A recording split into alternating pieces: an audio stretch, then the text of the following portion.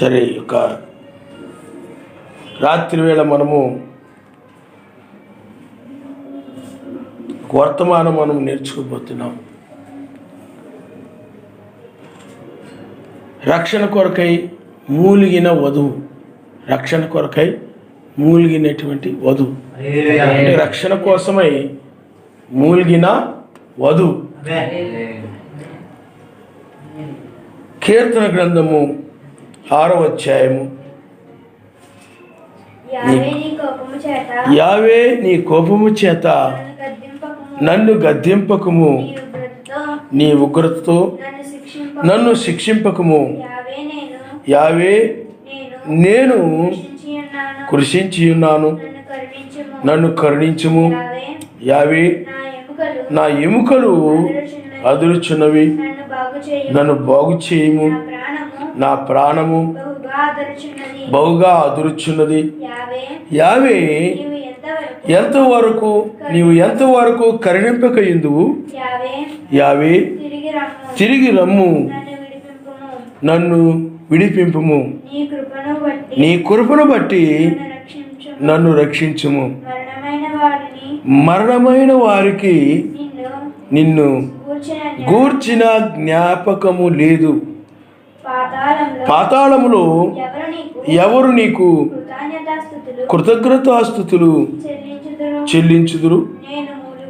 నేను మూలుగుచు అలసి ఉన్నాను, ప్రతి రాత్రియు కన్నీరు విడిచుచు నా పరుపు తేలజేయుచున్నాను.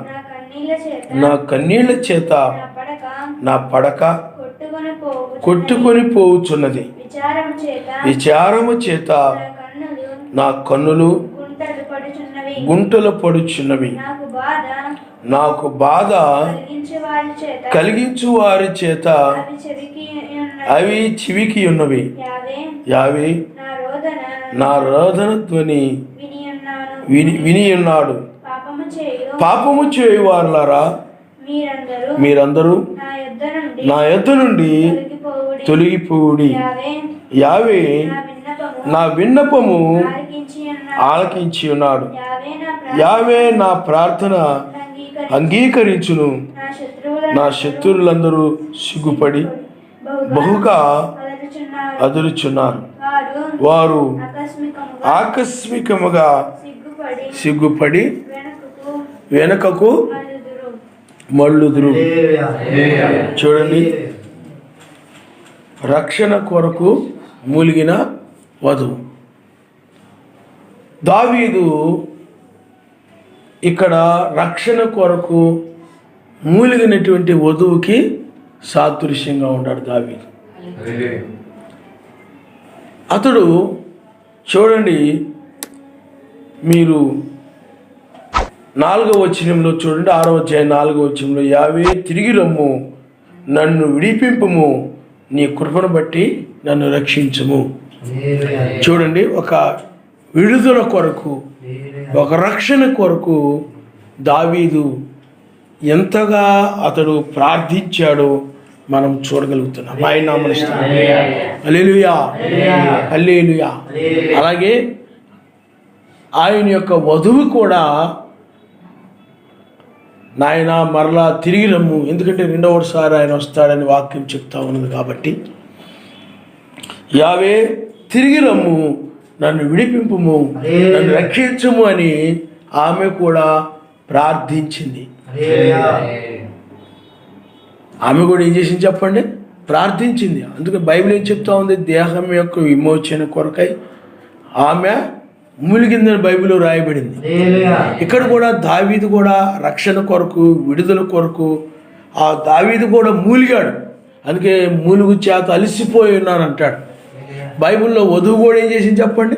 త్వరగా రమ్ము, ఈ శరీరం నుండి నన్ను విడిపించుము, ఈ దేహం నుండి నన్ను విడిపించుము అని ఆమె మూలిగింది. ప్రకృతి కూడా మూలిగింది. ఆయన నామమున హల్లెలూయా, హల్లెలూయా.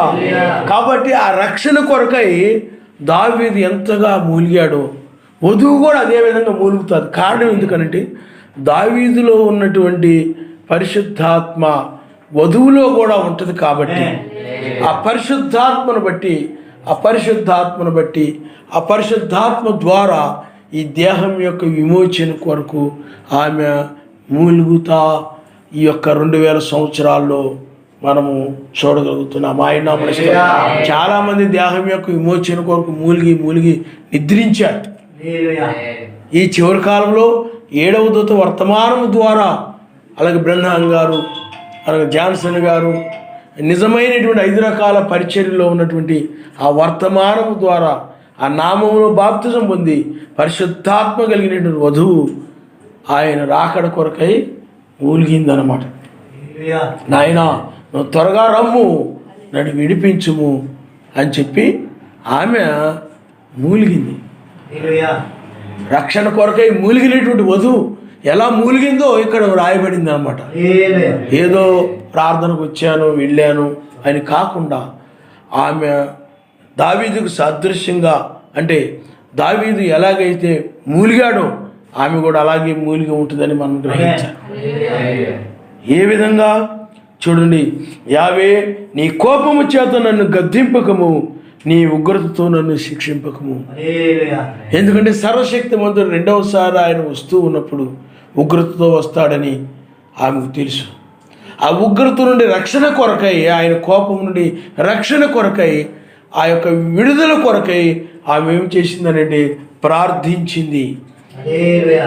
ఈ ప్రపంచంలో ఉన్న ఆయన వధువు ప్రార్థించింది. ఆమె ఆ రక్షణ కోసమై, ఆ విమోచన కోసమై ఆమె కృషించిపోయింది. అంటే అంతగా ఆ రక్షణ కోసము, ఆ రక్షణ పట్ల ఆపేక్ష కలిగి ఉందన్నమాట. ఆ రక్షణ కోసం అంత ఆపేక్ష కలిగి ఆ యొక్క రక్షణ విషయమై ఆమె ఏం చేసింది చెప్పండి? కృషించిపోయింది. అందుకే దావీదు అంటాడు, నేను కృషించి ఉన్నాను. ఆయన కోసమై, ఆ రక్షణ కోసమై ఆ యొక్క కృషించిపోవడంలో ఎంతగా పెండ్లి కుమార్తె లేకపోతే ఆయన వధువు ఆ రక్షణ విషయమే ఎంతగా ప్రయాసపడిందో మనము గ్రహించవచ్చు. ఆయన నామం అంటే బక్క చిక్కిపోయిందనమాట. ఆయన ఆ రక్షణ నిమిత్తం ప్రార్థించి కనిపెట్టి తినక ఆ విధంగా రక్షణ గురించి దాని గురించి ప్రార్థించడం ద్వారా ఆమె కృషించిపోయింది. అది ఆయన వధువు. ఆయన నామం. హల్లెలూయా. కొంతమంది ఆ రక్షణ విషయమై అంత భారం ఉండదు, అంత ప్రార్థన ఉండదు. కానీ దావీదు ఏం చేశాడు చెప్పండి? ఆ విడుదల కొరకై, ఆ రక్షణ కొరకై కృషించిపోయాడు.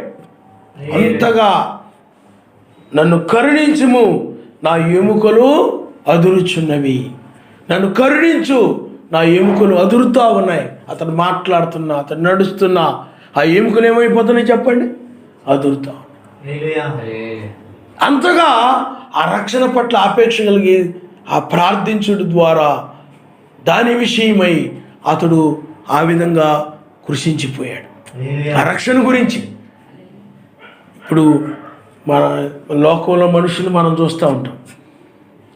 ఆ లోకంలో మనుషులు దేని ఒక విషయంలో బెంగ పెట్టుకొని కృషించిపోతూ ఉంటారు, చింత పెట్టుకొని, బాధ పెట్టుకొని. బెంగ అంటే ఏమిటి? ఆ బాధ పెట్టుకొని ఆ బాధని మనసులో పెట్టుకుని ఏం చేస్తుంటారండి? లోపల తినక దాని గురించి ఆలోచిస్తే ఏమవుతారు చెప్పండి? కృషించిపోతూ ఉంటారు లోకంలో మనుషులు. కానీ ఇక్కడ దావీదు ప్రార్థిస్తూ ఆ రక్షణ విషయమై దాని గురించి ప్రార్థిస్తూ అతడు కృషించిపోయాడు. అతడు ఎముకలు ఏమైపోయినాయి? అదురుతూ ఉన్నాయి. లోక సంబంధమైన మనుషులు లోక సంబంధమైన వాటి కోసం కృషించిపోతూ ఉంటారు. కానీ ఆయన వధువు అయితే ఆ రక్షణ కోసమై, ఆ విమోచన కొరకై అంతగా ప్రార్థిస్తూ ఉంటారు. ఆయన హల్లెలూయా. చాలామంది ఉపవాసాలుండి ఇంకా దివారాత్రులు అదే ఆ ధ్యాసలో, ప్రార్థన ఆలోచనతో ఉండి ఆ ప్రార్థనలోనే గడుపుతూ ఆ విధంగా కొన్నిసార్లు వాళ్ళు తినే ఆహారం కూడా మర్చిపోయి వాళ్ళు ప్రార్థనలో ఆ విధంగా గడుపుతూ ఉంటారు. ఆ విధంగా కృషించిపోయేటువంటి వారిని మనం చూస్తుంటాం. ఆయన కాబట్టి ఆయన వధువు అంత భారం కలిగి ఉంటుంది అనమాట ఆ రక్షణ విషయం. ఆ తర్వాత చూడండి, నా ప్రాణము బహుగా అదురుచున్నది. యావే నీవు ఎంతవరకు కరుణింపకయిందువు. యావే తిరిగి రమ్ము, నన్ను విడిపింపుము. నీ కృపను బట్టి నన్ను రక్షించు, నన్ను విడిపించు అని దావీదు మొరపెట్టిన రీతిగా యావే త్వరగా రమ్ము, తిరిగి రమ్ము. బైబిల్లో త్వరగా రమ్ము ప్రకటన గ్రంథంలో మనం చూస్తాం. తిరిగి రమ్ము, మరలా రమ్ము. 2000 సంవత్సరం నాడు ఆయన వచ్చాడు, మరలా రక్షించడానికి రెండవసారి వస్తాడని బైబిల్ చెప్తా ఉంది. కానీ చాలామంది క్రైస్తవులు కానీ రెండవసారి రక్షించడానికి వస్తాడనే విషయం చాలామంది తెలియదు. ఏదో ఆయన వస్తాడు ఎగిరిపోతాం అనుకుంటారు చాలామంది. కానీ ఆయన రెండవసారి రక్షించేందుకు వస్తాడు. అందువల్ల కడవరి రక్షణ అనేది ఉన్నదని చాలామందికి తెలియదు. అసలు ఇంకో రక్షణ కొరకు మనం ఎదురు చూడాలని తెలియదు వాళ్ళకి. రాకడ కొరకు ఎదురు చూస్తున్నాం అంటారు. సెకండ్ కమింగ్ కోసం ఎదురు చూస్తున్నాం అంటారు. కానీ ఆ సెకండ్ కమింగ్లో ఆయన వచ్చి రక్షిస్తాడని ఆ రక్షణ కొరకు కనిపెట్టేవారు లేరు. కానీ ఆయన వధువుకి ఆ రక్షణ గురించి తెలియకపోయినా ఆమె ఆయన కోసం కనిపెడతా ఉంది. అర్థమవుతుందండి. ఆయన వస్తాడు, నన్ను తీసుకొని వెళ్తాడు అని. అయితే చూడండి, మరణకరమైన వారికి నన్ను గూర్చిన జ్ఞాపకము లేదు. పాతాళములో ఎవరు నీకు కృతజ్ఞతాస్తుతులు చెల్లింతురు. మరణమైన వారికి నిన్ను గూర్చిన జ్ఞాపకము లేదు, అలాగే నన్ను గూర్చిన జ్ఞాపకం కూడా ఉండదు. ఎందుకు? మరణకరమైన వారికి వాళ్ళు చనిపోతారు. మరి సర్వశక్తిమంతుడే వాళ్ళ జ్ఞాపకం లేనప్పుడు మనుషులుగా మనం కూడా వాళ్ళకి ఏముండవు చెప్పండి? జ్ఞాపకం ఉండవు. వాళ్ళు చచ్చిపోతారు, మట్టిలో కలిసిపోతారు. ఇంకప్పుడు వాళ్ళ జ్ఞాపకం అనేది ఉండదు. అందువలన ఇక్కడ మరణమైన వారికి నిన్ను గూర్చిన జ్ఞాపకము లేదు, అలాగే మనుషులు గూర్చిన జ్ఞాపకము కూడా ఉండదు వాళ్ళు చనిపోతే. అయితే ఈ మరణము కాకుండా ఉన్నటువంటి దావీదు ఆయన్ని జ్ఞాపకం చేసుకుంటూ ఉన్నాడు. ఆయన నామనిస్తాడు. హల్లెలూయా. ఆత్మీయంగా ఆ జీవం కలిగిన వారు, పరిశుద్ధాత్మ కలిగిన వారు ఎవరు జ్ఞాపకం చేసుకుంటూ ఉంటారు చెప్పండి? సర్వశక్తివంతుణ్ణి. అందుకనే బైబిల్లో ఏముందంటే, ఎబ్రీయులకు రాసిన పత్రికలో ఒక మాట ఉంటుంది చూడండి. ఎబ్రీయులకు రాసిన పత్రిక 11వ అధ్యాయము. ఎబ్రీయులకు రాసిన పత్రిక 11వ అధ్యాయము 15వ వచనాన్ని మీరు ఒకసారి చదవండి అమ్మా. వారు ఏ దేశము నుండి వచ్చిరో ఆ దేశమును జ్ఞాపకమందుంచుకున్న ఎడల మరలా వీలుటకు వారికి వీలు కలిగి ఉండును. ఆయన నామనిస్తాడు. హల్లెలూయా. జ్ఞాపకం ఉంచుకోవడం అంటే ఏమిటి? మర్చిపోకుండా ఉండడం. జ్ఞాపక శక్తి. ఇప్పుడు చదువుకునే పిల్లలు చాలామంది ఏమంటారంటే, వీడు ఓరకనే మర్చిపోతుంటాడు, జ్ఞాపకం ఉండదు వీడికి, జ్ఞాపక శక్తి తక్కువ అంటూ ఉంటారు. అంటే మర్చిపోతుంటారు చాలామంది, విన్న వాక్యం మర్చిపోతూ ఉంటారు. ఎందుకు అలా మర్చిపోతుంటారు? జ్ఞాపక శక్తి ఎందుకు ఉండదనంటే, ఈ యొక్క ఐక్య విచారాలు ఎక్కువైపోయినప్పుడు, ఈ జీవన సంబంధమైన విచారాలు, ఆలోచనలు, ఆ సమస్యలు, ఈ సమస్యల గురించి, ఈ రకరకాల ఈ లోక సమస్యల గురించి ఆలోచిస్తూ ఉండడం వల్ల ఈ ఆలోచనలో పడిపోయి ప్రార్థన మర్చిపోతుంటారు, వాక్యం మర్చిపోతూ ఉంటారు. ఈ రోజంతా ప్రార్థన చేయాలనుకుంటారు నిద్రలేసి, అనుకొని మరలా ఆ పనుల్లో ఈ పనుల్లో పడిపోయి ఆ ప్రార్థన మర్చిపోతారు. ఈ ప్రార్థనలో కూడా నేను మాట ఎందు, క్రియ ఎందు నేను ఆయన నామం పేరు చేస్తూ అనగా ప్రార్థిస్తూ చేయాలనుకుంటారు. కానీ ఆ సమస్యలో, ఆ విచారాల్లో పడిపోయి వాళ్ళు అనుకున్నది మర్చిపోతూ ఉంటారు. జ్ఞాపకం ఉండదు. అందుకని మరణమైన వారికి నిన్ను గూర్చిన జ్ఞాపకము లేదు అంటే అక్కడ ఏం జరిగింది? ఆత్మీయంగా నువ్వు ఆయన కనుక మర్చిపోయినప్పుడు మరణం అంటే ఏమిటి? ఈ శరీర సంబంధమైన, లోక సంబంధమైన, ఈ శరీర సంబంధ విషయాల మీద నువ్వు మనసు పెట్టినప్పుడు ఇదంతా కూడా మరణం అని బైబిల్ చెప్తాం.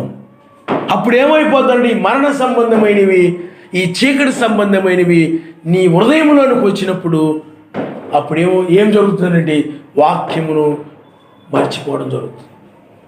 ప్రార్థన చేయాలనుకుంటావు, మాట ఎందు, క్రియ ఎందు, కానీ మర్చిపోతూ ఉంటావు. మీకు అర్థమైందా?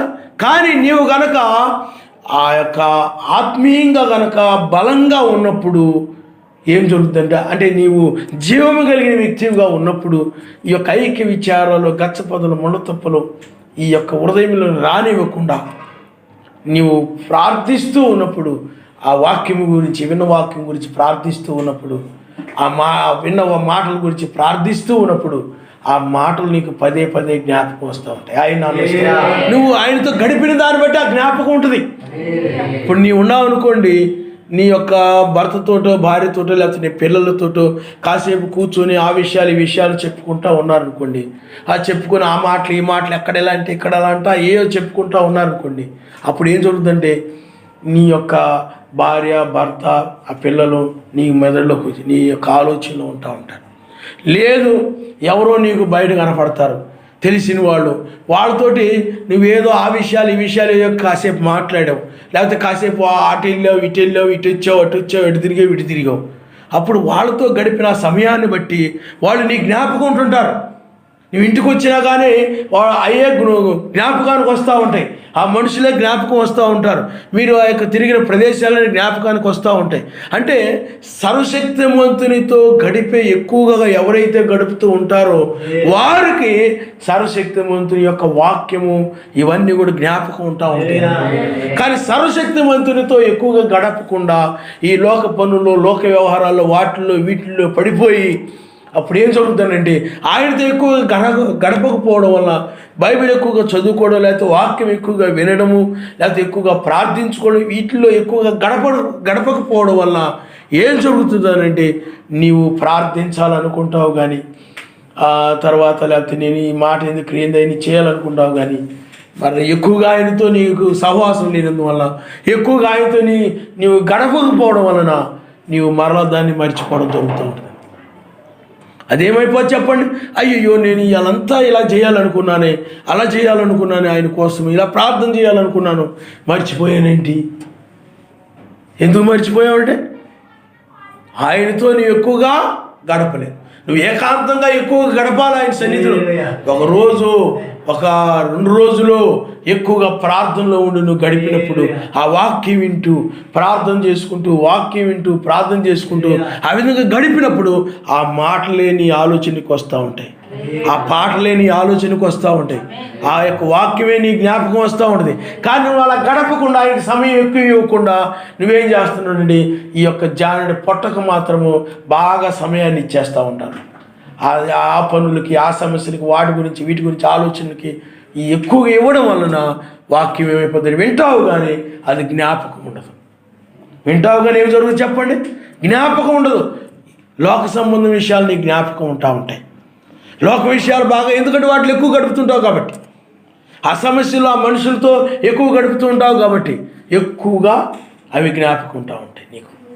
అంతేగాని వాక్యం జ్ఞాపకానికి రాదు. కారణం ఎందుకని? సమయాన్ని లోక కార్యాలకు ఇచ్చేస్తున్నావు కాబట్టి. వాళ్ళు లోక మాటలకు ఇచ్చేస్తుంటే ఆ మాటలు నీ జ్ఞాపకం వస్తూ ఉంటాయి. ఏవైతే చూసావో అవి జ్ఞాపకం వస్తూ ఉంటాయి. నువ్వు చూసిన మనుషులు, నువ్వు విన్న విషయాలు, లేకపోతే నువ్వు చూసిన ఆ ప్రాంతము నీ జ్ఞాపకం వస్తూ ఉంటుంది. ఎందుకంటే ఎక్కువ దానితో నువ్వు గడుపుతున్నావు కాబట్టి, ఎక్కువ స్నేహం వాటితో గడుపుతున్నావు. అందుకనే ఎవరైతే మర్చిపోతూ ఉంటారో విన్న వాక్యము, వారు ఏమై ఉంటారంటే మృతమైన వారు, చనిపోయినట్లు లెక్కే. చనిపోయిన వారికి వాక్యము జ్ఞాపకం రాదు. ఆత్మీయంగా మరణించినప్పుడు ఏం జరుగుతుందంటే వాక్యం జ్ఞాపకానికి రాదు. ఏదోనులో ఆదామవ్వలు ఉన్నారు. ఏదోనులో ఆదామవ్వలు మొట్టమొదటి వాక్యం విన్నప్పుడు చాలా చక్కగా వాళ్ళ జ్ఞాపకం ఉండేది. కానీ సర్పముతో ఎప్పుడైతే వాళ్ళు సహవాసం చేశారో, సర్పం యొక్క మాటల్లో ఎప్పుడైతే పడిపోయారో, ఆ మాటలు అవి వినడం వలన వాక్యం ఏమైపోయిందంటే మర్చిపోయారు. కానీ ఆ సాతాడు మాటలు పదే పదే మాటలు వాళ్ళకి జ్ఞాపకం వస్తూ ఉండేది. ఏమైపోయారు చెప్పండి, ఆత్మీయంగా చివరికి మరణించారు. ఆ మరణించినప్పుడు సర్వశక్తిమంతుని మాటలకి జ్ఞాపకానికి రావడం లేదు. లోక విషయాలు మాత్రమే జ్ఞాపకానికి వస్తూ ఉంటాయి. అస్తమానం అవే తలంపుకు వస్తూ ఉంటాయి. కానీ ఆత్మ సంబంధమైన విషయాలు తలంపుకి రావు. అందుకే వాళ్ళు పాతాళంలో ఉన్నారు. పాతాళంలో ఉన్నవారు కృతజ్ఞతాస్తుతులు ఎలాగో చెల్లింపగలరు? ఇక్కడ చూడండి, పాతాళంలో ఎవరు నీకు కృతజ్ఞతాస్తుతులు చెల్లించుదురు? పాతాళంలో ఆ యొక్క కీడును పొందుకుంటారు. ఎందుకంటే వీళ్ళు ఆత్మీయంగా మరణించిన వారు ఆ కీడును పొందుకుంటారు, ఉగ్రతలో పడతారు. ఉగ్రతలో పడి ఆ యొక్క ప్రళయంలో పడి లేకపోతే శ్రమంలో పడినప్పుడు ఆయన స్తుతిస్తారా? మాకు ఈ శ్రమలు ఇచ్చిన నీకు స్తోత్రములు ఆయన, శ్రమకాలం మమ్మల్ని విడిచిపెట్టిన నీకు వందనాలు ఆయన, ఆరని అగ్నిలో పడేసినందుకు నీ స్తోత్రాలు అని అంటారా? అంటారు. వాళ్ళు కృతజ్ఞతాస్తుతులు వాళ్ళు చెల్లించలేరు. కాబట్టి జీవం కలిగిన వారు మాత్రమే ఆయన వాక్యం జ్ఞాపకం వచ్చినప్పుడు నీకు స్తోత్రములు ఆయన, ఆయన మాటలను బట్టి ఆయన ఘనపరుస్తుంటారు, ఆయన మాటలను బట్టి స్తుతిస్తూ ఉంటారు. కానీ ఆత్మీయంగా మరణించిన వారు ఆయన వాక్యాన్ని ఏం చేయలేరు చెప్పండి? జ్ఞాపకము చేసుకొనలేరు. అంటే అది మర్చిపోతూ ఉంటారు. ఈ జీవన సంబంధమైన మరణ సంబంధమైనవి అవి హృదయంలో చొచ్చుకొచ్చి అవి ఆ యొక్క వాక్యాన్ని అణిచివేస్తాయి. కాబట్టి వాళ్ళు ఆయన వాక్యాన్ని జ్ఞాపకమునకు చేసుకోలేరు, జ్ఞాపకానికి రాదు. కారణం ఏమిటి? ఎక్కువగా సమయాన్ని లోకంతో గడపడం వలన, లోక పనుల్లో గడపడం వలన వాక్యాన్ని మర్చిపోతూ ఉంటారు. వాక్యాన్ని అందుకనే ఆ సమయానికి వాక్యం జ్ఞాపకం రావాలి. ఇప్పుడు ఇది ఏదోనులో గనక మీరు ఆ యొక్క ఆదాము వీళ్ళని చూసినప్పుడు, అవ్వని వీళ్ళని చూసినప్పుడు వాక్యాన్ని ఏం చేశారంటే మర్చిపోయారు. అయ్యో మన దుష్ట సాంగత్యము మంచి నడవడిని చెరుపుదని బైబిల్ చెప్తూ ఉంది కదా, మనం ఈ సర్పము దుష్టుడు, సర్పంతో మనం సహవాసం చేయకూడదు అని వాక్యాన్ని మర్చిపోయారు. అలాగే అన్యులు ఉంటారు, అవిశ్వాసులు ఉంటారు, అవిశ్వాసులతో విజ్జోడుగా ఉండకూడదు అని వాక్యం చెప్తూ ఉంది. కానీ అవిశ్వాసులు నీ దగ్గరకు వచ్చినప్పుడు ఆ వాక్యం మర్చిపోతాను. ఆ వాక్యం మర్చిపోయి చక్కగా అవిశ్వాసం అనే విషయం మర్చిపోయి అవిశ్వాసంతో మనం విజ్జోడుగా ఉండకూడదని ఆ విషయాన్ని కూడా మర్చిపోయి అవిశ్వాసంతో చక్కగా మనోడు అన్నట్టుగా తిరుగుతూ వాళ్ళ యొక్క మాటలు పడి చివరికి ఆయన వాక్యాన్ని మీరి పడిపోతూ ఉంటారు చాలామంది. వాక్యం జ్ఞాపకం వస్తుందన్నమాట. ఆ జీవం మనలో ఉన్నప్పుడు నువ్వు ఒక సెల్ ఫోన్ దగ్గరికి వెళ్ళావు అనుకోండి, ఆ సెల్ ఫోన్ దగ్గరికి వెళ్ళగానే ఆ వాక్య విరోధమైన కనబడి అపవిత్రమైన వాటిని చూడకూడదు కదా, అపవిత్రమైన మాటలు వినకూడదు కదా అని ఆ వాక్యం నీ జ్ఞాపకం వచ్చిన దాన్ని బట్టి నువ్వు వాటిని తోసేస్తావు. ఆ వాక్యం జ్ఞాపకానికి వస్తుందన్నమాట. లేకపోతే ఎవరో ఒక స్త్రీ కనపడతా ఉంది, ఆ స్త్రీ కనపడగానే ఆ స్త్రీని కనపడగానే వెంటనే వాక్యం జ్ఞాపకం వస్తుంది. ప్రతి విషయంలో ఆ వాక్యం జ్ఞాపకం వచ్చి ఒక స్త్రీని మోహపు చూపుతో చూడకూడదని వాక్యం చెప్తుంది కదా, అందులో చెడ్డ చూపుతో నువ్వు చూడకూడదని వాక్యం చెప్తుంది కదా అని వాక్యం జ్ఞాపకం వస్తుంది అనమాట. చాలామంది మృతమైన వాళ్ళకి ఆ వాక్యం జ్ఞాపకం రాదు. ఆ వాక్యం మర్చిపోయి అలాగ వెరిసూపులు చూస్తూ ఉంటారు అనమాట. మీకు అర్థమైందా? ఆ వాక్యం జ్ఞాపకం రాక దుష్టులతో సహవాసం చేసి అలాగా పోతూ ఉంటారు అనమాట. అందులో మృతమైపోయినట్లయితే వాక్యం ఏం చేసి చెప్పండి, జ్ఞాపకానికి రాదు. అందులో ముందుగానే వాక్యం జ్ఞాపకం వచ్చేసి మనల్ని వాక్యం మేరకుండానే ముందుగానే ఆ యొక్క వాక్యం జ్ఞాపకానికి వచ్చి మనకు సహాయముగా ఉంటుంది అనమాట. ఆయన నమస్తే హల్లెలూయా హల్లెలూయా. అందువల్లనే వాక్యము జ్ఞాపకానికి రావాలి. వాక్యం ఏమి రావాలి చెప్పండి? నువ్వు ఆ సందర్భాన్ని బట్టి అక్కడికి వెళ్ళినప్పుడు టక్కన వాక్యం జ్ఞాపకం వస్తుంది. ఎవరైనా అన్యులది లేకపోతే విగ్రహారాధికులు వాళ్ళు తీసుకొచ్చి ఏదైనా పలహారం ఏదో ఇస్తున్నప్పుడు వాటిని భుజించువాడు ఆ యొక్క వాటితో దయ్యములతో పాలిభాగస్తులని వాక్యం గుర్తుకొచ్చారు. వెంటనే నువ్వేం చేస్తావు చెప్పండి? వద్దంటావు. అదే అంటే విగ్రహ సంబంధమైన ఇది. అదే కనుక వాక్యం జ్ఞాపకం రాలేదనుకోండి, ఏమనుకుంటారు ఏంటో, అలా అనుకుంటారేమో, ఇలా అనుకుంటారేమో అనుకుని ఆ వాక్యం గుర్తుకు రాక తీసేసుకుంటారు చాలా. అందువల్ల వాక్యము జ్ఞాపకము ఎవరికి రాదు అని అంటే మృతమైన అటువంటి వారికి, వారు ఆత్మీయంగా చచ్చిపోయిన వారికి వాక్యం జ్ఞాపకం రాక వాళ్ళు ఆ వాక్యాన్ని మీరిపోతూ ఉంటారు అన్నమాట. వాక్యాన్ని ఏమైపోతారు చెప్పండి? మీరిపోతారు. అదే జీవము కనుక వాళ్ళలో ఉన్నట్లయితే ఎక్కడికి వెళుతున్నా వాక్యం జ్ఞాపకం వస్తాం. ఏ ప్రాంతానికి వెళ్ళినా వాక్యం జ్ఞాపకము వచ్చి ఆ వాక్యం సహాయముగా ఉండి పాపంలో పడకుండా కాపాడుతాం. ఈ చివరి కాలంలో కూడా అంతే. చివరి కాలంలో నువ్వు ఒక మెయిన్ రోడ్డుకి వెళ్ళావు అనుకోండి, వాటిని ఆశించకూడదని వాక్యం చెప్తూ ఉంది. కానీ నువ్వు మెయిన్ రోడ్డుగా బట్టల షాప్కో సామాన్ల షాప్కో వాటికో వీటికి వెళ్ళిపోతావు. వెళ్ళిపోయిన తర్వాత అప్పుడు ఆ వాక్యము మర్చిపోతారు చాలామంది. వీటి మీద మనసు పెట్టుకోకూడదు, వీటిని ఆశించకూడదని వాక్యాన్ని మర్చిపోయి ఇదైతే బాగుంటుంది, అదైతే బాగుంటుంది, చాలా బాగుంది, అది చాలా బాగుంది ఇది కొనుక్కుంటే బాగుండు, అది కొనుక్కుంటే బాగుండు, అవి ఉంటే డబ్బులు ఉంటే అది చాలా బాగుంది, అది కొనుక్కొని ఇంటికి తెచ్చుకుందాం అనుకున్నాం, డబ్బులు తక్కువ తీసుకెళ్ళాం, డబ్బులు లేవు అని వాటి మీద ఆశలు ఆ విధంగా కలుగుతూ ఉంటాయి అన్నమాట, మృతమై ఉంటే. కానీ మనలో కనుక పరిశుద్ధాత్మ ఉన్నప్పుడు, ఆ జీవం ఉన్నప్పుడు, అది నువ్వు వాటిని ఆశించకూడదు, వీటిని ఆశించకూడదు. కలిగి ఉన్న దాంతో నువ్వు సంతృప్తి పొందు. అన్న వస్త్రంలో మీరు సంతృప్తి కలిగి ఉండండి. కలిగి ఉన్నదో ఏవైతే నువ్వు కలిగి ఉన్నావు వాటితో సంతృప్తిగా ఉండు, ఉన్న వాటితో సంతృప్తిగా ఉండు అని పరిశుద్ధాత్మ నిన్నేం చేస్తాడు, అక్కడికి వెళ్ళినప్పుడు నీ ఆశల్లోకి వెళ్ళినప్పుడు సంతృప్తి కలిగి ఉండు. నువ్వు డబ్బులు ఏమైనా దాంతో కొనుక్కొని సంతృప్తి పడు, అంతేగాని ఇది బాగుంది కాబట్టి దీనికోసం ఇంకా నేను అప్పు చేసి దీన్ని కొందాం అని నీవు ఆ విధంగా వెళ్ళొద్దు అని పరిశుద్ధాత్మ జీవం నీలో ఉన్నప్పుడు ఏం చేస్తా చెప్పండి, వాక్యాన్ని జ్ఞాపకాన్ని తీసుకొచ్చేసి సహాయం చేస్తుంది అనమాట. అంటే ఆశల్లో పడిపోకుండా, ఆలోచనలో పడిపోకుండా ప్రతి విషయం కూడా వాక్యము జ్ఞాపకం వస్తాం. అలాగే ఎవరైనా మంచిగా గొప్పగా ఉన్నతంగా ఉండాలనుకోండి, వాళ్ళని చూసి వెంటనే నీలో ఆ అసూయ అనేది రావచ్చు. వెంటనే పరిశుద్ధాత్మ అసూయ పడకూడదు, వాళ్ళని ద్వేషించకూడదు. ఆ వాక్యం జ్ఞాపకం వచ్చేస్తుంది. ఆ జ్ఞాపకం వచ్చేసి వెంటనే నీలో నుండి నిన్ను అసూయ పడనీయకుండా, ఎవరిని ద్వేషించనీయకుండా ఆ విధంగా వాక్యం సహాయంగా ఉంటుంది. కాబట్టి మృతులైనటువంటి వారు వాక్యం జ్ఞాపకం రాదు, నీతిమంతులు జ్ఞాపకం రాదు. పరిశుద్ధులు, సమాజంలో పరిశుద్ధులు కానీ బైబిల్లో ఉన్న పరిశుద్ధులు జ్ఞాపకం రాదు. ఎవరికి? మరణమైన వారికి, మృతులైనటువంటి వారికి.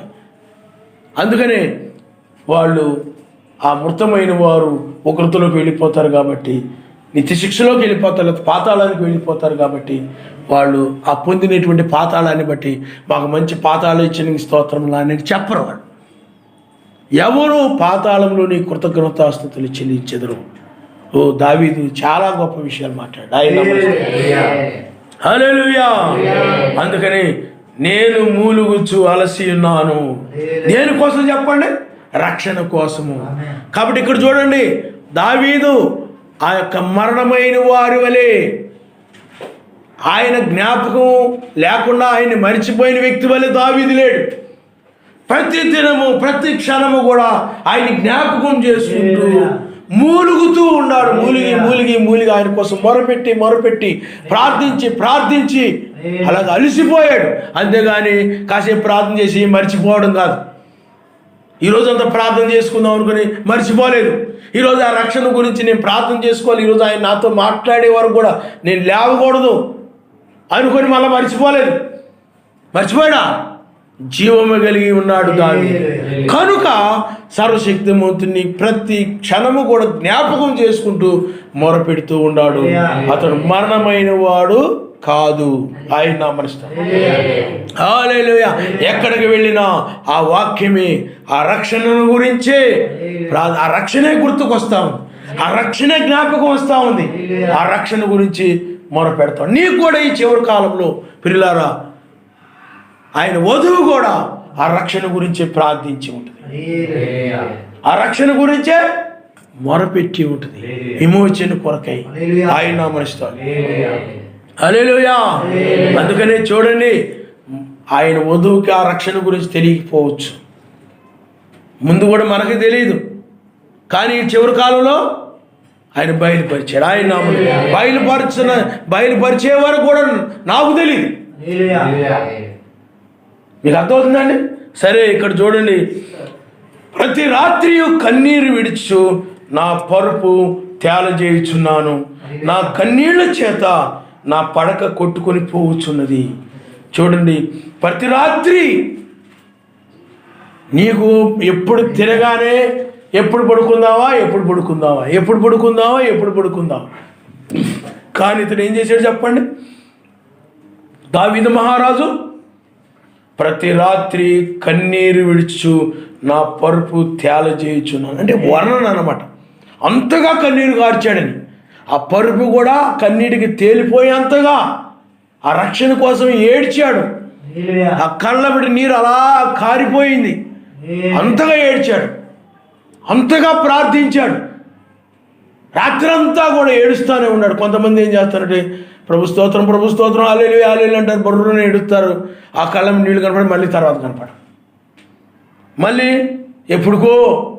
కానీ ఇక్కడ దావీదు చూడండి, ఇక్కడ ఏం చెప్తున్నాడండి, నా కన్నీళ్ల చేత చూడండి ప్రతి రాత్రి కన్నీరు విడుచుచు, ప్రతి రాత్రి కన్నీరు విడుస్తానే ఉన్నాడు. ఆయన నామనిస్తాడు, నా పరుపు తేల చేయొచ్చు అంటే ఎంతగా ఆ రాత్రి అంతా ఏడ్చాడని మనం గ్రహించవచ్చు. ఏదో ఒక 2 నిమిషాలు ఏడిస్తే ఆ పరుపు అలా తేలిపోతా. రాత్రంతా ప్రార్థించాడు ఆ రక్షణ గురించి, అంతగా ఆ రక్షణను ప్రేమించాడు. ఆయన రావాలని, ఆయన గురించి ఆయన నామనిస్తాడు. హల్లెలూయా. అందుకని నా కన్నీళ్ళ చేత నా పడక కొట్టుకొని పోవచ్చున్నది. అంటే ఒక వరదకి ఎలాగైతే ఆ యొక్క వస్తువులు కొట్టుకుపోతూ ఉంటాయో అలాగే ఆ కన్నీటికి ఆ యొక్క పరుపు కూడా కొట్టుకుని పోతుంది. అంతగా ప్రార్థించాడని. విచారం చేత నా కన్నులు గుంటలు పడుచున్నవి. ఆ రక్షణ గురించి విచారము కలిగి, లోక విచారాలు కాదు, ఆ రక్షణ కోసం, ఆ రక్షణ కలగాలని, ఆయన మరలా వచ్చి రక్షించాలని దాని గురించి అంతగా ప్రార్థించాడు, అంతగా విచారించాడు.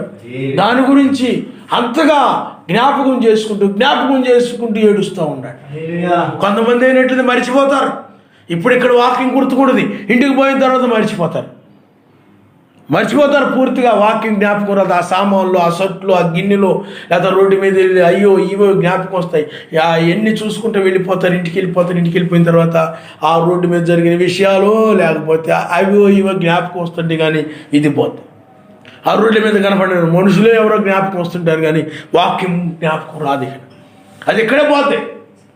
ఇంకా ఆ రోడ్డు మీద కనబడినవి ఆలోచించుకుంటూ వెళ్తారు. ఇంటికి వెళ్ళిపోయిన తర్వాత వాటినే జ్ఞాపకం చేసుకుంటూ ఉంటారు, కానీ వాక్యాన్ని మర్చిపోతూ ఉంటారు.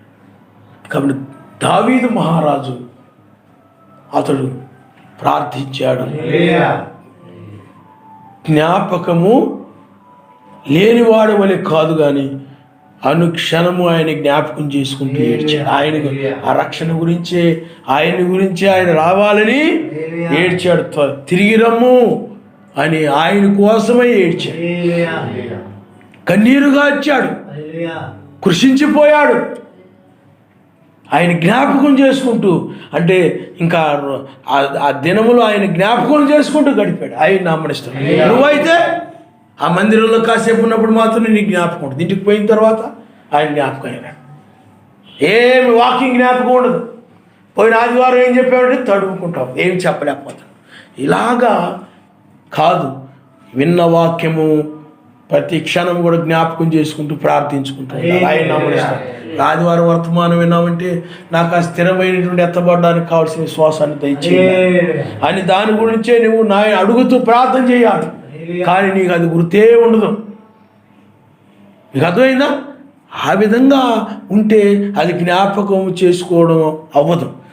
నీవు జ్ఞాపకం చేసుకుంటూ ఉన్నప్పుడు ఆయన కార్యాలు, ఆయన క్రియలు, ఆయన యొక్క రక్షణ గురించి జ్ఞాపకం చేసుకుంటున్నారు. ఆయన హల్లెలూయా. ఆయన వధువు ఆ విధంగా జ్ఞాపకం చేసుకుంటూ గడిపింది, మూలిగింది. తర్వాత చూడండి, నాకు బాధ కలిగించు వారి చేత అవి చెవికి ఉన్నవి, యావే నా రోదన ధ్వని విని ఉన్నాడు. పాపం చేయవారారా మీరందరూ నా యుద్ధ నుండి తొలగిపోండి. నాకు బాధ కలిగించు వారి చేత అవి చెవికి ఉన్నవి. నాకు బాధ కలిగించి, నీకు ఈ లోకంలో బాధ కలిగజేసేటువంటి అసూయపరులు, ఈ పాపులు నేను లోకంలో బాధించవచ్చు. కానీ పిల్లారా, ఈ శరీరమే బాధింపచేసేది. ఆయన నామనిస్తాడు. హల్లెలూయా. లోకములో ఎలాగుంటారు? అసూయపడేవాళ్ళు, ద్వేషించేవాళ్ళు, కక్ష కట్టేవాళ్ళు లోకంలో మనుషులు ఉంటుంటారు. కానీ ఇక్కడ దేహమే, ఈ శరీరమే వాటిని ఆశించి, వీటిని ఆశించి, అవి అందలేదని, ఇవి పొందుకోలేకపోయామని వాటి గురించి బాధపడిపోతూ ఉంటారు చాలామంది.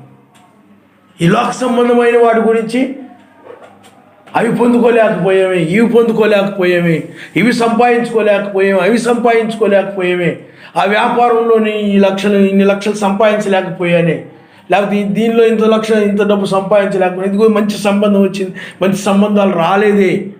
ఇలాగా ఈ లోక సంబంధమైన వాటి గురించి బాధపడుతూ ఉంటారు. అవే నీ యొక్క శత్రువులు. అందుకని బైబిల్ ఏం చెప్తుంది? ఈ జీవన యొక్క ఏమి తిందునా ఏమి త్రాగుదునా అని మీరు విచారింపకుడి. ఆకాశ పక్షులను చూడండి, అవి విత్తవు కోయవు, ఆయన హల్లెలూయా. వీటిని అన్ని జనులైతే వీటి విషయమే విచారిస్తారన్నాడు. కాబట్టి చాలామంది అది వాళ్ళ శత్రువు అనుకోరు. ఐహిక విచారాలు, ఈ జీవన సంబంధమైన విచారాలు అవి నీకు పెద్ద పాపంగా కనపడవు, ఈ లోకంలో అవసరమైనట్టుగానే కనపడతాయి. కానీ అవి నిన్నేం చేస్తూ ఉంటాయంటే ఆ విచారములు నీలో ఉండి నిన్ను బాధింపజేస్తూ ఉంటాయి. అందుకని ఇక్కడ విచారం చేత నా కన్నులు కుంటలు పడుచున్నవి, నాకు బాధ కలిగించు వారి చేత అవి చివికి ఉన్నవి. ఈ ఐహిక విచారాలే నీకు ఏం చేస్తాయి చెప్పండి? ఐహికమైనవే నీకు బాధ కలుగు చేస్తూ ఉంటాయి. ఇవి మరణము, ఇవే బాధ కలుగు చేస్తూ ఉంటాయి. పాపం చేయవాలారా మీరందరూ నా యొద్ద నుండి తొలగిపోయి, యావే నా విన్నపమును ఆలకించి ఉన్నాడు, యావే నా ప్రార్థన అంగీకరించును. నా శత్రువులందరూ సిగ్గుపడి బహుగా అదురుచున్నారు, వారు ఆకస్మికముగా సిగ్గుపడి వెనుకకు మల్లుదురు. ఆకస్మికంగా వధువు ఆ విధంగా మూలుగుతూ ఉంది ఈ లౌదీయ సంఘ కాలంలో. దావీదు వలె మూలుగుతూ ఉంది. ఆయన వాక్యాన్ని జ్ఞాపకం చేసుకుంటూ, ఆయన మాటలు జ్ఞాపకం చేసుకుంటూ ఆ విధంగా గడుపుతూ ఉంది. కానీ అకస్మాత్తుగా 1996లో, అందుకే చూడండి, వారు ఆకస్మికంగా సిగ్గుపడి వెనుకకు మళ్ళుదురు. అకస్మాత్తుగా ఇజ్రాయెల్ ఐగుప్తీయులకు మధ్య ఆయన నిలిచాడు. అప్పుడు ఇజ్రాయెల్ మనం వెనుకకు మరులుదాము రండి. ఇప్పుడు కూడా 1996లో అకస్మాత్తుగా వేకు నక్షత్రాన్ని గురించి బయలుపరచాడు. ఆయన హల్లెలూయా. ఓ తెల్లవారుజామున ఆయన వేకు నక్షత్రముగా ఉన్నాడు. ఆయన హెబ్రీయులకు రాసిన పత్రికలో చెప్పబడిన ప్రకారం రెండవసారి తన కొరకు కనిపెట్టుకున్న వధువుని రక్షించుట కొరకై ఆయన తెల్లవారుజాములో ఆయన ప్రత్యక్షమయ్యాడు. ఆయన హల్లెలూయా. రక్షణ కొరకు మూలిగిన వధువుని విమోచించుడు కొరకై, రక్షించుడు కొరకై 1995లో ఆయన వచ్చాడు. 96లో బయలుపరుచుకున్నాడు. ఇప్పుడు ఆమె ఎవరైతే మూలిగారో, ఎవరైతే ఆ రక్షణ కొరకు ఆ దావీదు వలె మూలిగారో, ఏమండి ఆ దేహం యొక్క విమోచన కొరకు మూలిగారో, వారికి ఈ రక్షణ కార్యాన్ని గురించి బయలుపరిచాడు. ఆయన హల్లెలూయా. అందుకని ఎరగని వారికి నేను దొరికి తిని, విచారింపని వారికి ప్రత్యక్షమైతిని. కాబట్టి ఈ రక్షణ గురించి ఎరగనటువంటి మనకు, విచారింపనటువంటి మనకి ఆయన ప్రత్యక్షమయ్యాడు. బైబిల్లో చాలా మంది ఆ రక్షణ గురించి వెతికారు, ప్రార్థించారు. ఇప్పుడు దావీదు కూడా రక్షణ గురించి ప్రార్థించాడు. వాడు మనకు ఛాయిగా ఉన్నారు, కానీ ఆ రక్షణ గురించి మనకు తెలియదు. కానీ ఈనాడు దాన్ని మనకు ఆయన బయలుపరిచాడు. ఆయన ఇప్పుడు ఎందుకు వచ్చాడో ఆయన బయలుపరిచాడు. ఇప్పుడు ఎవరైనా ఆయన చేత పంపబడితే, ఎవరైనా ఆయన చేత పిలువబడినట్లయితే, ఒక మోషే కానీ, ఎవరైనా ఒక ప్రవక్తలు కానీ, ఎవరైనా గనక, లేకపోతే మెస్సయ్య కానీ, ఏలియా కానీ ఎవరైనా వచ్చినప్పుడు వాళ్ళు ఎందుకు వచ్చారో చెప్పారు. ఇప్పుడు కూడా సర్వశక్తిమంతు రెండవసారి ఎందుకు వచ్చాడో ఆయన బయలుపరిచాడు. మనల్ని రక్షించడానికి, లోకమును ఆయన నాశనం చేయడానికి ఆయన వచ్చాడని మనకు ఆయన బయలుపరిచాడు. ఇప్పుడు 7వ సంఘకాలంలో ఆ 7వ దూత ఎందుకు వచ్చాడో మనకు తెలుసు, ఆ మర్మములన్నీ సమాప్తమవుతాయి. అలాగే ఆ యొక్క మత్స్యాగ సంఘాల నుండి వధువును బయటకు పిలుచుట కొరకై ఒక యోహాను ఎలాగైతే, అలాగే ఏలియా ఎలాగైతే, ఆయన కూడా అలాగే అదొక పరిచర్య. వాళ్ళ పరిచర్య ఏంటి వాళ్ళకి తెలుసు. ఈనాడు కూడా మనము ఆయన యొక్క కార్యాన్ని మనం చూస్తున్నాం. ఆయన హల్లెలూయా. చాలా మంది బైబిల్లో ఆ రక్షణ కొరకు కనిపెట్టారు, ప్రార్థించారు. కానీ ఈనాడు మనం దాన్ని మనకు బయలుపరచుడు ద్వారా ఓహో అబ్బరా బైబిల్లో దావీదు ఆ రక్షణ కొరకు కనిపెట్టాడు, లేకపోతే బైబిల్లో వీళ్ళు ఆయన యొక్క రక్షణ కొరకు కనిపెట్టారు, ఇదిగో దానియేలు ఆ రక్షణ కొరకు కనిపెట్టాడు ఆ సింహాల గుహలో ఉండి, అవన్నీ ఇప్పుడు మనం చూడగలుగుతున్నాం ఆయన అంటే వాళ్ళు ఆ రక్షణ కొరకు అప్పుడే కనిపెట్టారు. చాలా మంది తెలియకపోవచ్చు ఈ లౌదీయ సంఘాలు కూడా రక్షణ రెండోసారి రక్షించడానికి ఆయన వస్తాడనే విషయం తెలియకపోవచ్చు, కానీ వర్తమానం వినడం వలన ఓహో రెండోసారి రక్షించడానికి వచ్చాడు. బైబిల్లో కూడా చాలా మంది రక్షణ కొరకు మూలిగారు.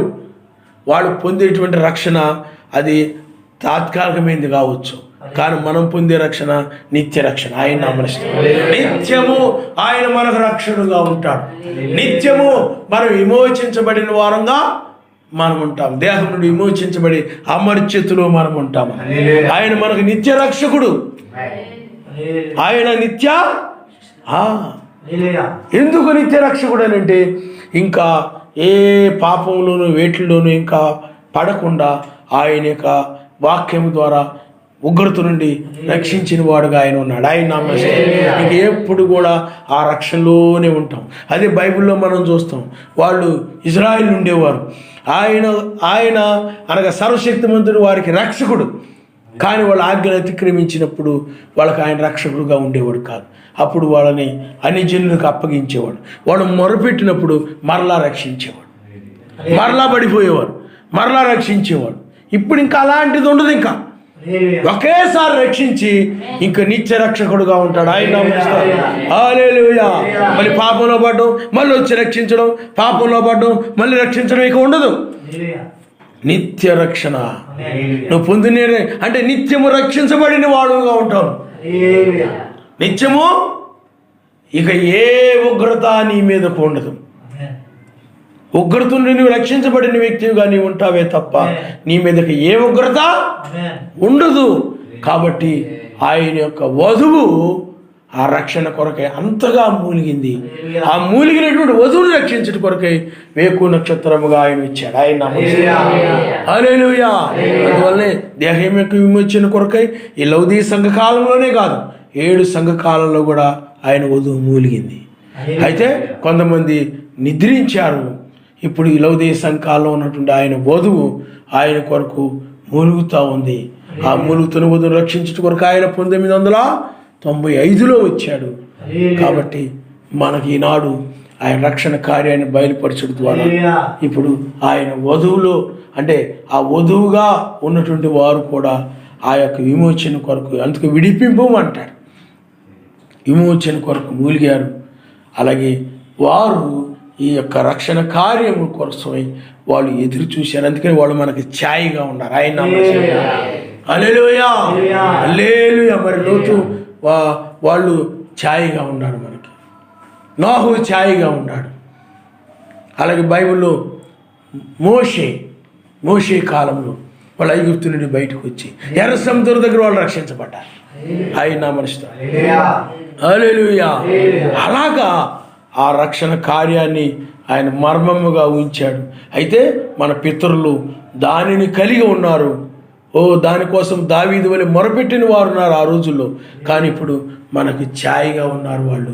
కానీ వాళ్ళ యొక్క ఆ రక్షణకి మనం కలిగేటువంటి మనం పొందుకునే రక్షణకి తేడా ఉంది. ఆయన మనిషి వాళ్ళ శత్రువులను రక్షించమని, లేకపోతే ఫిలిష్తీయులను మమ్మల్ని రక్షించమని, లేకపోతే ఆ యొక్క గొల్యాతుని మమ్మల్ని రక్షించమని ఆ విధమైనటువంటి రక్షణ. కానీ మనం పొందే రక్షణ నిత్య శిక్ష నుండి రక్షణ. ఆయన మనిషి హల్లెలూయా. దేని నుండి రక్షణ చెప్పండి? నిత్య శిక్ష నుండి, ఆ ఉగ్రత నుండి. ఎంత గొప్ప రక్షణ మీరు చూడండి. కల్వరి శిలువలో రక్తము చిందించాడు, ఆ రక్షణ ఇప్పుడు మన కడవరి కాలం అందు బయలుపరచబడుతున్నది బైబిల్. మరి ఆ రోజులు అపోస్తులు చెప్పిన రక్షణ వేరు, ఈ రక్షణ వేరు. అప్పుడే అది ఆ రక్షణ ఈ రక్షణ ఒకటి అనుకోండి. కడవరి కాలం ముందు బయలుపరచబడు సిద్ధముగా ఉన్న రక్షణ మీకు కలుగునట్లని రాయాల్సిన అవసరం లేదు. మరి అది రాయక్కర్లేదు కదా మరి, ఎందుకంటే అపోస్తుల కాలంలో నా రక్షణ బయలుపరచబడింది కాబట్టి రాయక్కర్లేదు. కానీ ఆ రక్షణ ఏమిటి? నామములను బాప్తిజం పొందడం ద్వారా పాపలను రక్షించబడి నీతిమంతులుగా జీవిస్తున్నాం. ఇప్పుడైతే నీకు అమర్త్యమైన శరీరాన్ని తీసివేసి అమర్త్యమైన శరీరాన్ని ఇచ్చి రాబో ఉగ్రత నుండి ఆయన రక్షిస్తున్నాడు. ఆయన ఇక నిత్య శిక్ష అనేది నీకు లేదు, నిత్య రక్షణే. కాబట్టి పిల్లలు ఆలోచన చేయండి, ఆయన్ని నువ్వు జ్ఞాపకం చేసుకుంటూ ఉండాలి. ఈ రక్షణ గురించి జ్ఞాపకం చేసుకుంటూ ఉండాలి. ఈ రక్షణలో నాయన ఈ చివరి కాలంలో, ఈ చివరి వర్తమానంలో ప్రతి విషయంలో నువ్వు జ్ఞాపకం చేసుకుంటూ ఉండాలి. నేను తెల్లవారుజాములో ఉన్నాను, ఇదిగో నేను లోతు వలె ఇది తప్పించుకునే సమయము, నేను ఇంకా భూసముద్రం వాటి మీద మనసు పెట్టే టైం ఇది కాదు, ఇది 8వ దినములో ఉన్నాను, ఇది నేను ఓడలోకి ఎక్కి వెళ్ళే టైం ఇది. అలాగే నేను సింహాల గుహలో ఉన్నటువంటి నేను ఇప్పుడు పైకి ఎక్కి రమ్మని స్వరమని వింటూ ఉన్నాను. నేనున్న సమయం ఇది. కాబట్టి ఇది నిత్యము ప్రార్థించే సమయము. వెనక ఉన్న వాటిని మరచి రేపటి గురించి ఆలోచించక ఎడతెగ ప్రార్థించే సమయం ఇదే. అలాగే ప్రతి విషయంలో కూడా ఆయన మాటలు జ్ఞాపకం చేసుకుంటూ నువ్వు ప్రార్థిస్తూ ఉండాలి. అప్పుడు మత్స్యమైన శరీరము నువ్వు అంటే ఈ దేహము నుండి అమర్త్యమైన దేహంలో నువ్వు కొనుక్కోబడతావు. హల్లెలూయా. ఇంతకుముందు అయినట్లయితే ఆయన రాకడకు ముందు, వేకు నక్షత్రానికి ముందు ఈ దేహములో ఉండి ఆమె విమోచన కొరకై మూలుగుతూ ఉంది. ఇప్పుడు ఆయన వచ్చిన తర్వాత ఏం జరుగుతుందంటే ఆ యొక్క మూలుగుతున్నటువంటి వధువు ఈ దేహంలో నుండి అమర్త్యమైన దేహంలోనికి వస్తాం. ఆయన అప్పుడైనట్లయితే ఈ వర్తమానం రాలేదు కాబట్టి ఆ దేహంలో నుండి మూలుగుతూ ఉండేది.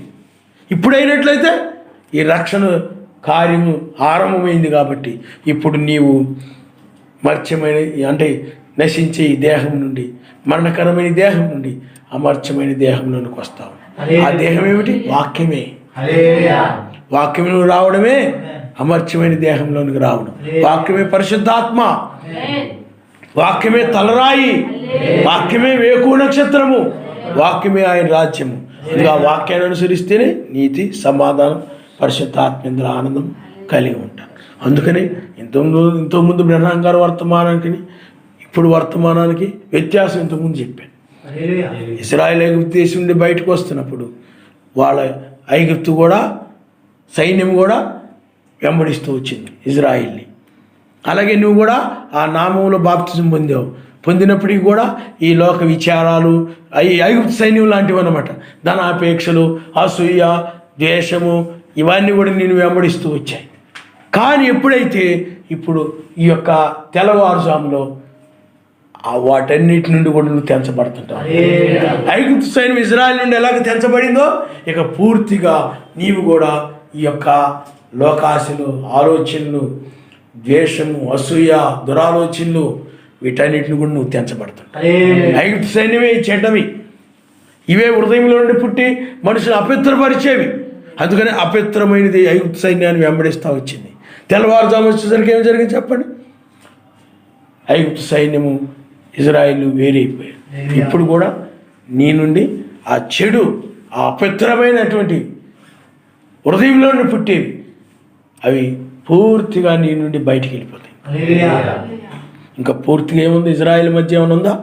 అపవిత్రమైనది అంటే ఐగుప్తు సైన్యం ఏమైనా ఉందా? వెంబడిస్తూ ఉందా? లేదు. నిన్ను కూడా ఇప్పుడు ఏం జరుగుతుంది? ఆ లోక సంబంధమైన ఆశలు, ఆలోచనలు ఇక నిన్ను వెంబడించు. ఇక నీ మనసు పూర్తిగా ముందుకు వెళ్ళిపోతూ ఉంటాం. అంటే ఇజ్రాయిల్ ఎలాగైతే ఎర్ర సముద్రం వెంటికి వెళ్ళాలి అనే ఆశతో ముందుకు వెళ్ళారు, ఆ యొక్క తలంపుతో వాళ్ళు ముందుకి వెళ్ళారు. ఇప్పుడు కూడా నీవు ఇవన్నీ నీ నుండి వెళ్ళిపోతాయి కాబట్టి ఇంకా పూర్తిగా ఆయన మీద మనసు పెట్టి ఆ యొక్క అమర్త్యమైన దాన్ని ధరించుకోవాలనే ఆలోచనతో ముందుకు నడుస్తూ ఉంటావు. ఆయన హల్లెలూయా. అదే ప్రేమతో ముందుకు వెళ్తుంటా. ప్రేమ ఉన్న చోట ఇవన్నీ ఉంటాం. మీకు అర్థమైంది? చెడ్డవేవి కూడా ఉండవు. ఆ విధంగా నువ్వు కొనసాగుతుంటావు. ఆయన నామమున స్తోత్రం. హల్లెలూయా, హల్లెలూయా. కాబట్టి మృతులైనట్లయితే ఆయన వాక్యాన్ని జ్ఞాపకం చేసుకున్నారు. వాక్యం అనగా ఆయనే. నేను జ్ఞాపకం చేసుకున్నారంటే ఆయన వాక్యాన్ని జ్ఞాపకం చేసుకున్నారు. నీతిమంతులు జ్ఞాపకం చేసుకున్నారు. అందుకే బైబిల్లో నీతిమంతులు జ్ఞాపకం చేసుకున్నట్టు ఆశీర్వాదకరం. మనం ఆ విధంగా మనం ఆయన జ్ఞాపకం చేసుకుంటూ ఈ చివరి కాలం వర్తమానం జ్ఞాపకం చేసుకుంటూ, అందుకనే జ్ఞాపకం అందించుకున్న ఎడలా, ఆ దేశాన్ని జ్ఞాపకం అందించుకున్న ఎడలా ఆ దేశానికి మనం వెళ్ళడానికి వీలు కలిగిన వాక్యాన్ని జ్ఞాపకం చేసుకుంటూ ఉంటేనే ఆ వాక్యం ప్రకారం నడవడానికి వీలు కలుగుతుంది. హల్లెలూయా. ఏదైనా ఊరు వెళ్తున్నావు అనుకోండి, లేదా మెయిన్ రోడ్డుకి వెళ్తున్నావు, ఆ మెయిన్ రోడ్డుకి వెళ్ళేటప్పుడు ఆ దారి, నువ్వు కొత్త వ్యక్తి అయితే ఆ దారి జ్ఞాపకం ఉంచుకున్నప్పుడే మరలా తిరిగి ఇంటికి రాగలుగుతావు. ఆ దారి జ్ఞాపకం ఉంచుకోలేదనుకోండి, నువ్వు ఇంటికి తిరిగి రాలేవు, తప్పిపోతావు. అలాగే ఇప్పుడు నువ్వు వాక్యాన్ని జ్ఞాపకం ఉంచుకున్నప్పుడే ఆ వాక్య ప్రకారంగా నువ్వు మరలా తిరిగి ఆ దేశానికి వెళ్తావు. ఆయన నామమున హల్లెలూయా. ఎందుకంటే మనం పైనుండి వచ్చిన వారు కాబట్టి పిల్లలు ఆలోచన చేయండి. ఆ రక్షణ కొరకే వధువు ఎంతో మూలిగింది. ఆమె రక్షించుట కొరకై ఆయన ఇప్పుడు రంగం మీదకి వచ్చాడు. విమోచించుట కొరకై ఆయన వచ్చాడు. కాబట్టి ఇది రక్షించబడే కాలం. అదిగో నేడే రక్షణ దినము.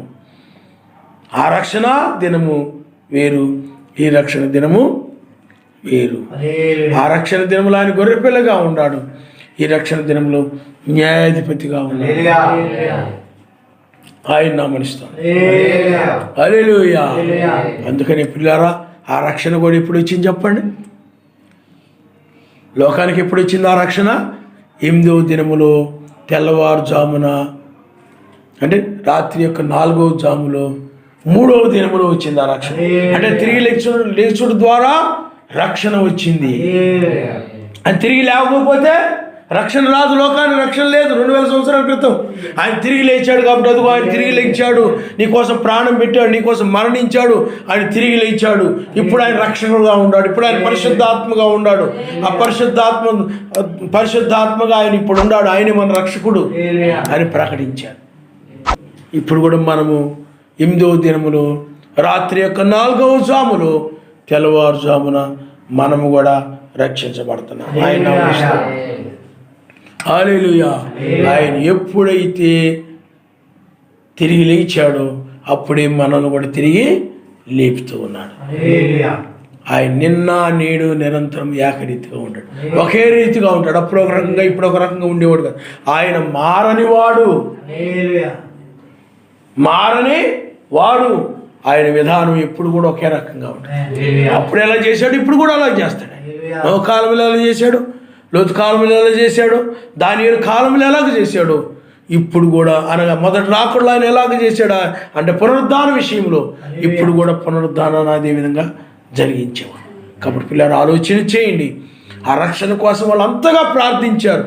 ఆ రోజుల్లో దావీదు కానీ బైబిల్లో ఉన్న భక్తులు ఆ శత్రువుల నుండి, ఆ పాపుల నుండి, ఆ యొక్క దుష్టుల నుండి వాళ్ళ యొక్క రక్షణ కోసం ఎంతగా ప్రార్థించారు. కానీ ఈనాడు నిత్య రక్షణ కోసమై, ఆ నిత్య శిక్ష నుండి తప్పించుకున్న కొరకై నువ్వు కూడా ఎంతో ప్రార్థన చేయాలి. నాయనా, ఇటు నుండి విడిపించు నాయన. నువ్వు విడిపించడానికి వచ్చావు, రక్షించడానికి వచ్చావు.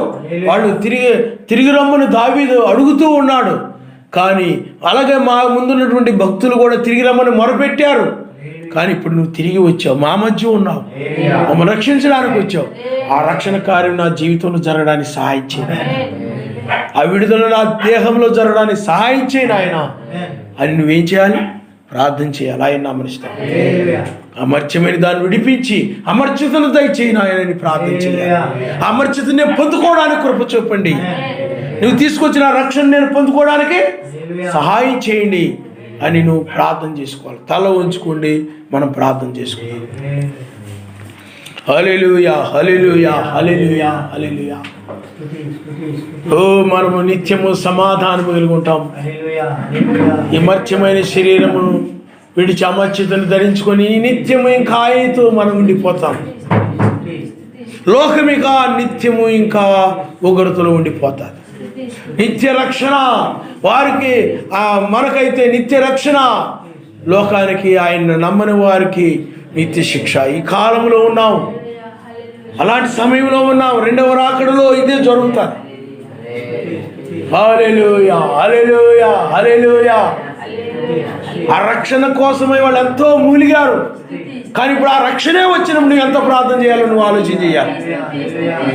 ఎంతగానో ఆయన జ్ఞాపకం చేసుకుంటూ కృషించిపోయారు. కానీ నీకు అసలు ఆయన గుర్తే రాడు. ఆ పరిస్థితి చాలా భయంకరమైన పరిస్థితి. బజారుకి వెళ్ళి ఆయన మర్చిపోతావు. ఆ మాటలో పడి ఈ మాటలో పడిపోయి మర్చిపోతుంటావు. ప్రార్థన చేసుకోమంటే ప్రార్థించమంటే ఆమెను హల్లెలూయా చెప్పమంటే ఏదో ఒక సాకులు చెప్తా ఉంటావు. ఆ పని ఉందను ఈ పని ఉందను, వాళ్ళ వల్ల ప్రార్థన చేయలేకపోతున్నాను, వీళ్ళ వల్ల ప్రార్థన చేయలేకపోతున్నాను, ఆ పిల్లల వల్ల చేయలేకపోతున్నాను, ఏదో ఒక సాకు చెప్పి నువ్వు తప్పించుకుంటా ఉంటావు. ఏదో ఒక సాకు చూసుకొని సమయమందు అసమయమందు ప్రార్థన చేయాలి. రక్షణ తేలిక తీసుకోకు సుమా.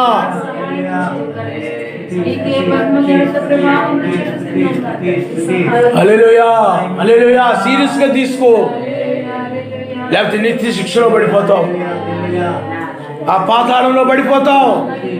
ఆయనకి కృతజ్ఞతాస్తుతులు కూడా నువ్వు చెల్లించలేదు.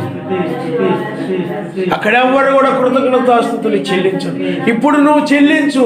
ఎందుకంటే నీ కొరకు ఆయన వచ్చాడు కాబట్టి, నీకు మేలు చేస్తున్నాడు కాబట్టి. రక్షణనే మేలు.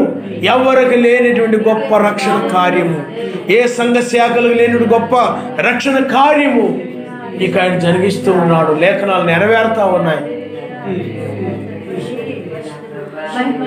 హల్లెలూయా హల్లెలూయా. నిన్ను ప్రేమించినట్లుగా ఏ జనాన్నైనా ఆయన ప్రేమించాడా?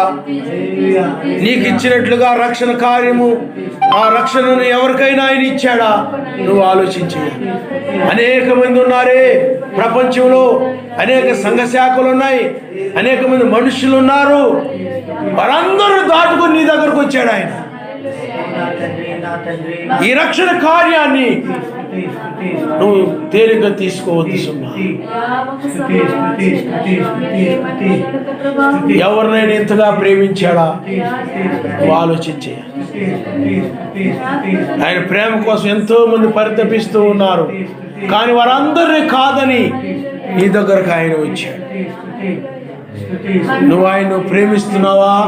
ఆయన ప్రేమిస్తుంటే ఆయన మాటలు జ్ఞాపకం చేసుకో, ఆయన వాక్యాన్ని జ్ఞాపకం చేసుకో, ప్రార్థించు. హల్లెలూయా హల్లెలూయా హల్లెలూయా. ఇంకా ఎంతకాలం సమయాన్ని ఆ పనిని ఈ పనిని అలాగని ఇలాగని ఆయన పక్కన పెడతావు? ఆలోచించి. పనుల్లో కూడా ఆయన స్తుతించు, ఆయన మాటల్లో కూడా ఆయన ఘనపరచు, ఆయన మహిమపరచు. హల్లెలూయా హల్లెలూయా హల్లెలూయా. ఆ పనుల్లో పడి ఆయన మర్చిపోతున్నావేమో, ఈ పనుల్లో కూడా ఆయన మర్చిపోతున్నావేమో, ఆయన జ్ఞాపకం రావట్లేదేమో, ఇంటికి వచ్చాక ఆయన జ్ఞాపకం వస్తున్నాడేమో. ఏదో సరదాగా కాలక్షేపంగా మనం రాలేదు సుమా.